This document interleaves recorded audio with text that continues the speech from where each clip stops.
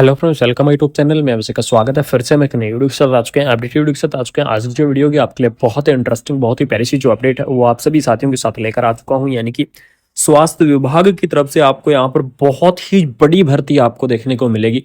तो इस भर्ती के बारे में कंप्लीटली जो जानकारी है, कंप्लीटली इंफॉर्मेशन है, आप सभी साथियों के साथ यहाँ पर शेयर करूंगा कि ये वैकेंसी आपकी कब तक आने वाली है। पद की अगर मैं बात करूं तो सबसे इंपॉर्टेंट अपडेट आपकी यही रहेगी कि इसके पद आपके बहुत ही ज्यादा संख्या में दिए गए हैं। देख लीजिएगा, स्वास्थ्य विभाग में 41,755 पदों के ऊपर आपकी भर्ती होने वाली है। यानी कि इतनी बड़ी भर्ती की संख्या का अमाउंट आपके लिए बहुत ही इंटरेस्टिंग सी अपडेट रहेगी।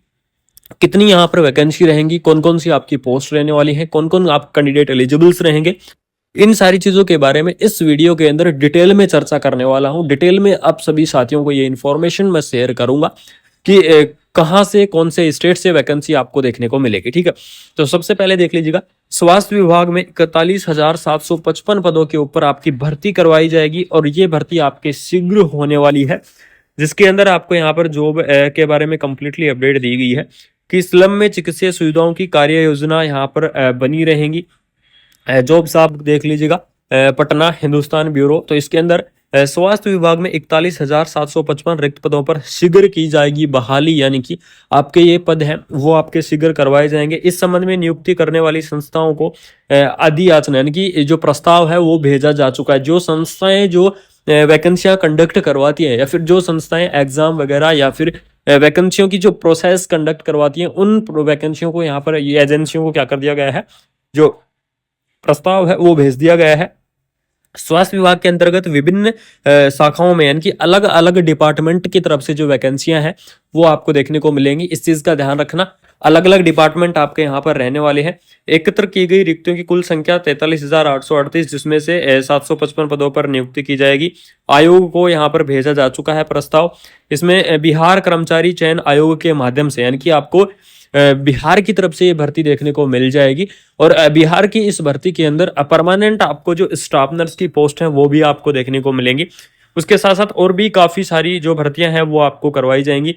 इसके अंदर देख लीजिएगा, स्वास्थ्य मंत्री ने शहरी क्षेत्र के एरिया में वंचित वर्ग के स्वास्थ्य सुविधा हेतु यहाँ पर यानी कि क्या किया गया था, स्वास्थ्य मंत्री का एक दौरा किया गया था। उस दौरे के दौरान जो वहां पर जो स्लैम क्षेत्र है, ठीक है, जो स्लैम एरिया है, उन स्लैम एरिया के अंदर क्या थी, स्वास्थ्य सुविधाओं की कमी के कारण यहाँ पर जो स्वास्थ्य मंत्री हैं उनका यहाँ पर बड़ा प्रस्ताव था और बड़ा एक शानदार एक कमिटमेंट था कि यहाँ पर क्या की जाएंगी, स्वास्थ्य सुविधाएं बेहतर की जाएंगी। तो इसलिए यहाँ पर स्वास्थ्य विभाग की तरफ से परमानेंट भर्तियां निकल रही हैं। कौन कौन सी भर्तियां रहेंगी, सबसे पहले आप ये चीज देख लीजिएगा।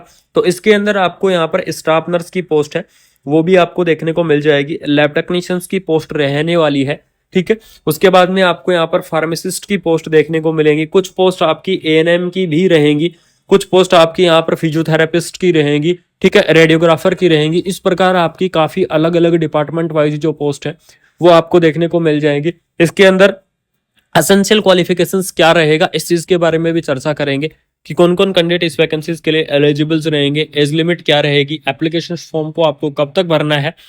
इन सारी चीजों के बारे में डिटेल में यहाँ पर चर्चा करने वाला हूं। तो सबसे पहले यहाँ पर आप देख लीजिएगा, अगर मैं बात करूं एलिजिबल्स क्राइटेरिया की कि इस वैकेंसीज के लिए आपका एलिजिबल्स क्राइटेरिया क्या रहने वाला है, तो इसका जो एलिजिबल्स क्राइटेरिया रहेगा, जो जीएनएम कैंडिडेट है वो इस वैकेंसीज के लिए एलिजिबल्स रहेंगे। ध्यान रखना, बिहार के अंदर जीएनएम वाले कैंडिडेटों को भी परमानेंट भर्ती के अंदर मौका दिया जाता है। तो जीएनएम कैंडिडेट एलिजिबल्स रहेंगे, बीएससी नर्सिंग कैंडिडेट एलिजिबल्स रहेंगे, पोस्ट बीएससी नर्सिंग कैंडिडेट एलिजिबल्स रहेंगे, एमएससी नर्सिंग कैंडिडेट एलिजिबल्स रहेंगे, ठीक है। यानी कि नर्सिंग के अंदर डिग्री और डिप्लोमा, जिन्होंने डिग्री कर रखा है या फिर जिन्होंने डिप्लोमा कर रखा है, वो सभी कैंडिडेट इस वैकेंसीज के लिए एलिजिबल्स रहेंगे। इस पोस्ट को आप क्या करेंगे, अप्लाई करेंगे, ठीक है। एज लिमिट की अगर मैं बात करूं कि इस वैकेंसीज की आपकी एज लिमिट क्या रहने वाली है, तो यहाँ पर देख लीजिएगा, आपकी जो मिनिमम एज लिमिट है, मिनिमम एज लिमिट आपको 18 ईयर देखने को मिल जाएगी और जो मैक्सिमम एज लिमिट है वो आपको यहाँ पर 30 ईयर रहेगी। यानी कि 18 से 30 ईयर तक के जो कैंडिडेट है वो इस वैकेंसीज के लिए एलिजिबल्स रहेंगे, यानी कि इस पोस्ट को अप्लाई करेंगे। आपकी मैक्सिमम एज लिमिट 30 ईयर होनी चाहिए, मिनिमम एज लिमिट आपकी 18 ईयर होनी चाहिए। साथ में यहाँ पर गवर्नमेंट रूल के हिसाब से जो आपका एज रिलैक्सेशन प्रोवाइड करवाया जाता है वो एज रिलैक्सेशन आपका यहाँ पर प्रोवाइड करवाया जाएगा, जो कि आपका अलग अलग कैटेगरी वाइज होता है।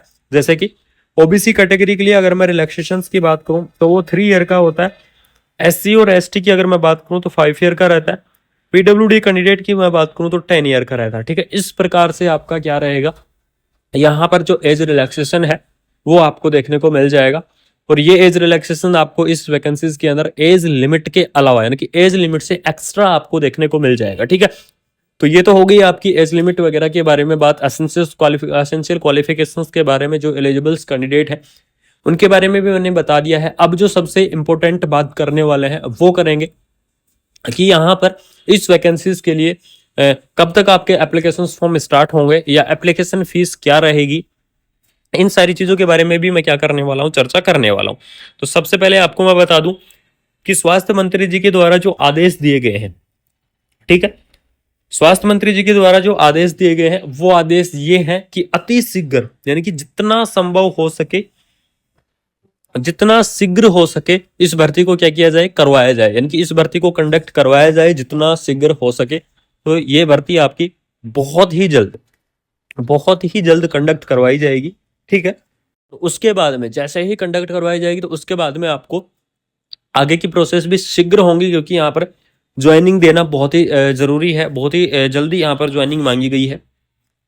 एप्लीकेशन फीस तो मैं आपको बता देता हूँ कि इस वैकेंसीज की एप्लीकेशन फीस रहेगी लगभग 500 रुपए के आसपास, यानी कि 500 रुपए से कम नहीं होगी, 500 रुपए से आपकी ज्यादा हो सकती है। तो एप्लीकेशन फीस की अगर मैं एवरेज बात करूं तो एप्लीकेशन फीस आपको यहाँ पर 500 देखने को मिल जाएगी। ठीक है, उसके बाद में एक्सपेक्टेड आपके एप्लीकेशन फॉर्म वगैरह कब तक स्टार्ट होंगे, तो आपको पता है फिलहाल में 16 दिसंबर हो चुका है, यानी कि 2024 जाने वाला है। और इसके अंदर ठीक है, अगर प्रोसेस यहाँ पर स्टार्ट होती है तो प्रोसेस की स्टार्टिंग के बाद में आपको यहाँ पर क्या किया जाएगा, लगभग दिसंबर लास्ट या तो दिसंबर लास्ट या फिर जनवरी के अंदर आपकी क्या होगी, प्रोसेस स्टार्ट करवाई जा सकती है इस भर्ती की।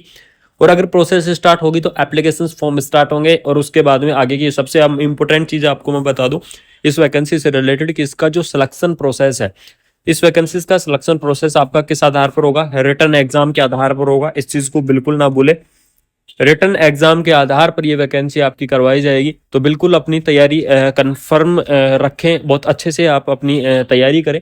ठीक है, और इसके लगभग फरवरी के आसपास इसके एप्लीकेशन फॉर्म कंप्लीट हो जाएंगे इस वैकेंसीज के। तो ये आपके लिए अपकमिंग वैकेंसी, इसकी जो अपडेट है मैं आपको टाइम से प्रोवाइड करवाना बहुत ही जरूरी था, क्योंकि आप अपनी तैयारी अच्छे से कर पाओगे, आप अपनी एग्जाम की जो बेस है वो आप अच्छे से तैयार कर पाओगे। इसलिए आप सभी साथियों को ये पहले इन्फॉर्मेशन करना बहुत ही जरूरी था, पहले आपको ये इन्फॉर्मेशन देना बहुत ही जरूरी था। तो अगर आपको ये इन्फॉर्मेशन अच्छी लगी है, अगर आपको ये परमानेंट स्टाफ नर्स की वैकेंसी से रिलेटेड अगर आपको अभी अपडेट अच्छी लगी है तो वीडियो को अपने दोस्तों के अंदर आपको क्या करना होगा, ज़्यादा से ज़्यादा शेयर करना होगा। चैनल को सब्सक्राइब करके बेल आइकन को प्रेस कर लीजिएगा, जिससे ऐसे ही updated video all over India की नर्सिंग की जितनी भी अपडेट है, सभी अपडेट आप सभी साथियों तक मैं टाइम से पहुंचाता रहूंगा, टाइम से आप सभी साथियों को ये इन्फॉर्मेशन शेयर करता रहूंगा। बाकी मिलता है कोई नई अपडेट के साथ, कोई नई वीडियो के साथ। तब तक आप अपना ख्याल रखें, अपनों का ख्याल रखें। जय